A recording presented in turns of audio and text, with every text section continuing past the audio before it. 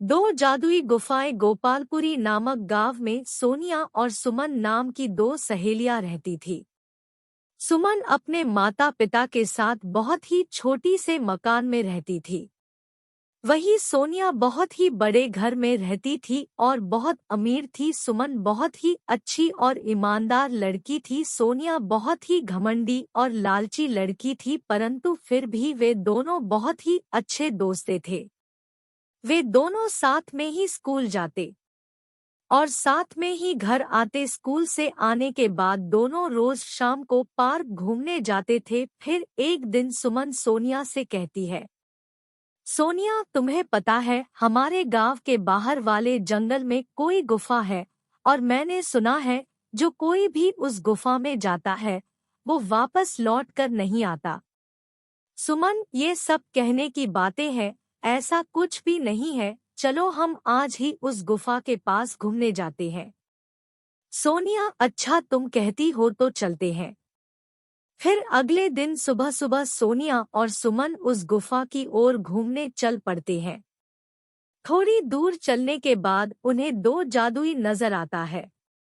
सुमन, देखा सोनिया, यहाँ दो गुफा है, हमें कौन से गुफा में जाना चाहिए? सोनिया, अरे मुझे क्या पता।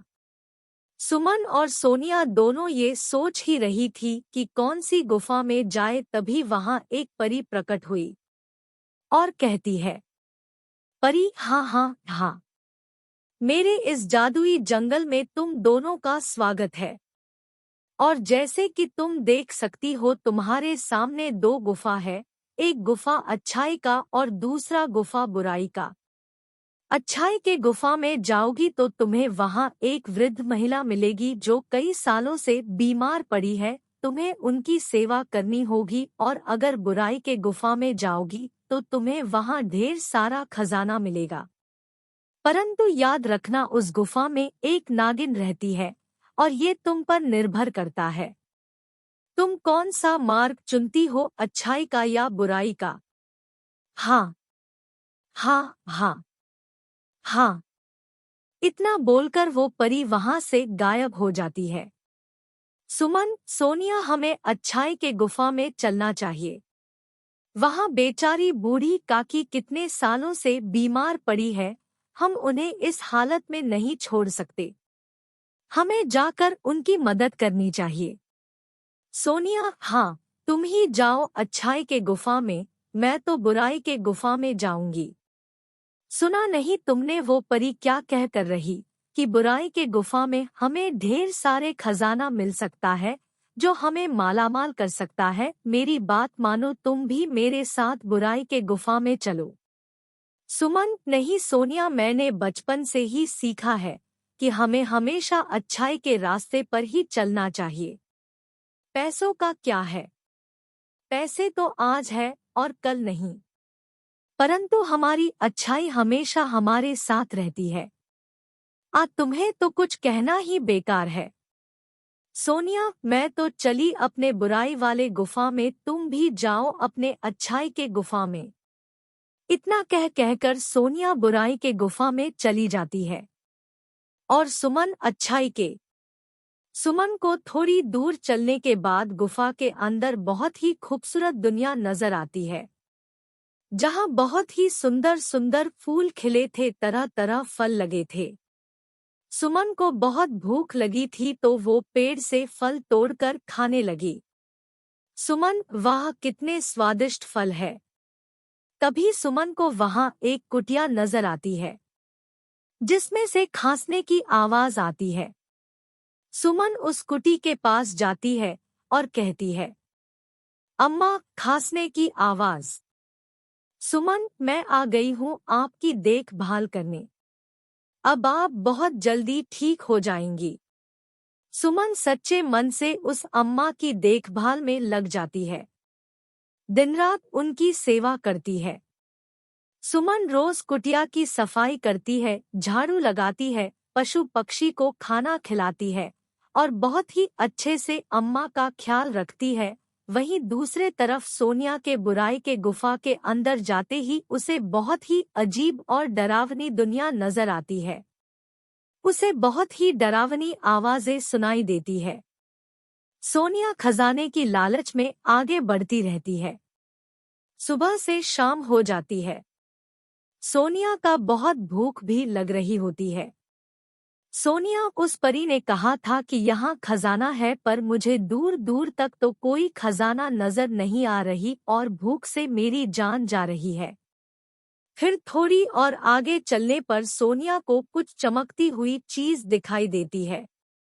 सोनिया, अरे वाह, मिल गया खजाना। मैं जल्दी से उस खजाने के पास जाती हूँ और सारा खजाना ले लेती हूँ, फिर मैं और अमीर बन जाऊंगी। हाँ हाँ हाँ।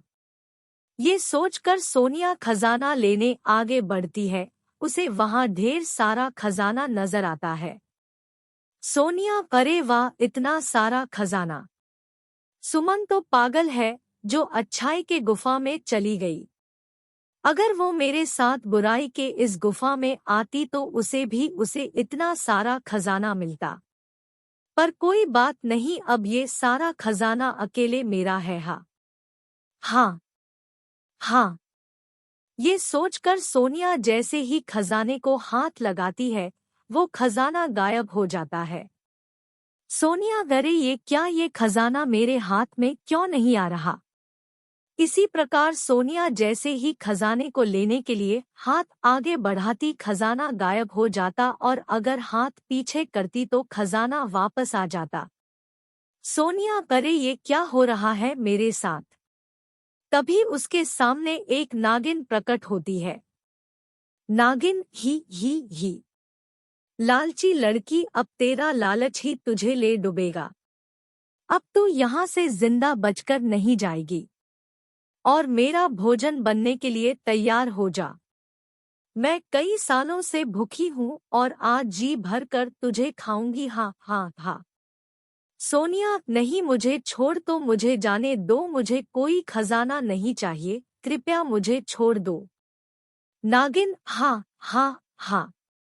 परंतु नागिन सोनिया को वहीं डंस लेती है और सोनिया चूहे में बदल जाती है। नागिन, जो भी बुराई के गुफा में आएगा उसका यही हाल होगा। हाँ हाँ हाँ हाँ। दूसरे तरफ सुमन सच्चे दिल से उस अम्मा की देखभाल में लगी हुई थी। सुमन, अम्मा ये काढ़ा पी लो, इससे आप बहुत जल्दी ठीक हो जाएंगी। अम्मा, बेटी तुम बहुत ही अच्छी और नेक लड़की है। इतना बोलकर वो बूढ़ी अम्मा एक परी में बदल जाती है। परी, सुमन, मैं तुम्हारी परीक्षा ले रही थी और तुम उस परीक्षा में खड़ी उतरी हो और मैं तुम्हारे श्रद्धा भाव से बहुत प्रसन्न हुई और इसलिए मैं तुम्हें कुछ देना चाहती हूँ। फिर परी सुमन को बहुत सारा खजाना देती है। सुमन परी का धन्यवाद देकर वो खजाना लेकर उस गुफा से बाहर आ जाती है। गुफा से बाहर आने पर उसे पता चला कि उसकी सहेली सोनिया को नागिन ने डंस लिया है और वो वही गुफा के अंदर चूहा बन गई है। इस बात का सुमन को बहुत अफसोस होता है। सुमन, काश सोनिया तुम्हें मेरे साथ अच्छाई के रास्ते पर चली होती तो तुम आज मेरे साथ होती। तभी वहां सोनिया चूहे के रूप में आती है और कहती है, सोनिया, सुमन तुम बिल्कुल सही कह रही हो। खजाने की लालच ने मुझे अंधा कर दिया था, जिस कारण मैं बुराई के गुफा में जाने के लिए मैं मजबूर हो गई। परंतु तुमने लालच नहीं किया और अच्छाई का मार्ग सुना, जिस कारण तुम्हें खजाना लेने की इच्छा ना होने पर भी तुम्हें इतना सारा खजाना मिला। काश मैं भी तुम्हारे साथ अच्छाई के गुफा में गई होती, पर अफसोस मेरे लालच ने ही मुझे ले डुबा।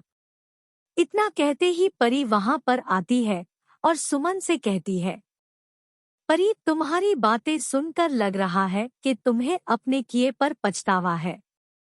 और ऐसा कहते ही परी सोनिया को वापस इंसान में बदल देती है। दोनों सहेलियां परी का धन्यवाद करती है और वादा करती है कि ये शिक्षा हम आगे भी सभी दोस्तों को देंगे।